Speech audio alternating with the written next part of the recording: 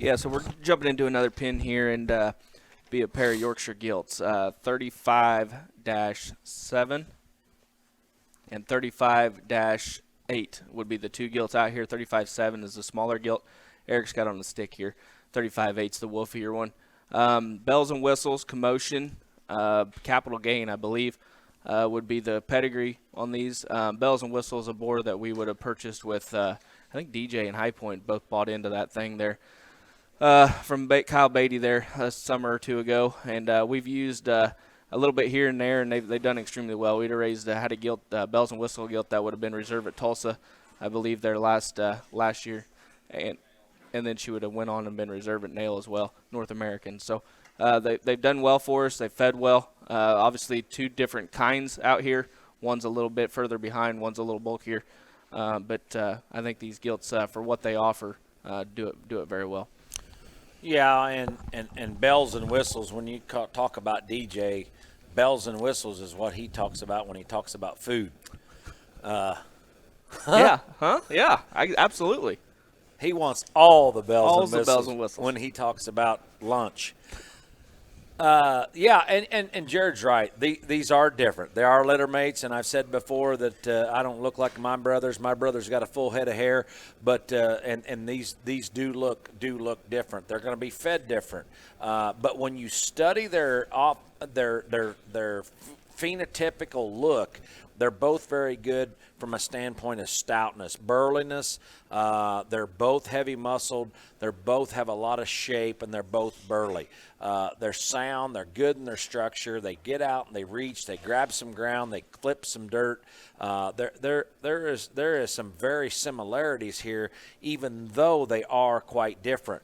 The one that Jared's got on the stick right now is one that doesn't need a lot of feed. Going to be cheaper to feed and has it all already. You don't need to do much to her, but just maintain her. The other one will take a little extra feed and because she's just a little greener. But the fact of the matter of it is, some of them get the front tit, and the other one get the back tit, and I think that's what they've.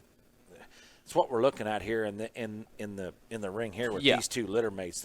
They are exact. When you study them, there's not a lot of difference in them two. No. Except for the fact that one's a little farther along on one end of the spectrum of being burly and fluffy. The other one is on the other end of the spectrum of being a little skinnier.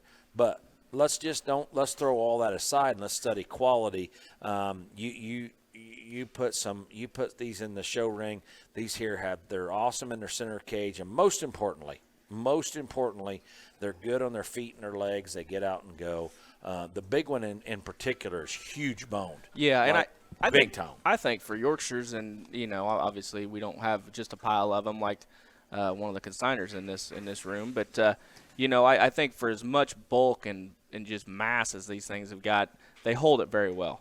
I think for that kind of bulk and spread up high, I think they hold it well. As you said, I think just in terms of feeding, I think very, very slow.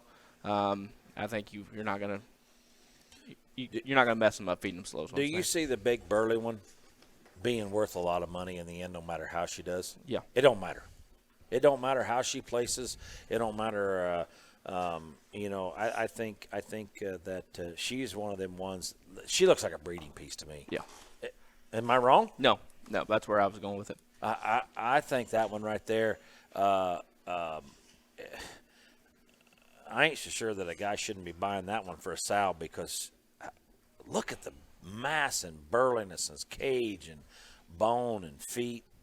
I think that's a sow prospect. The other one's probably a little more of a show prospect. But this one right here managed. I think that she's going to be way different. She's way different than anything else you're going to see when it comes to the Yorkshires. Yep, 35-8's the big one. 35-7 is the greener one.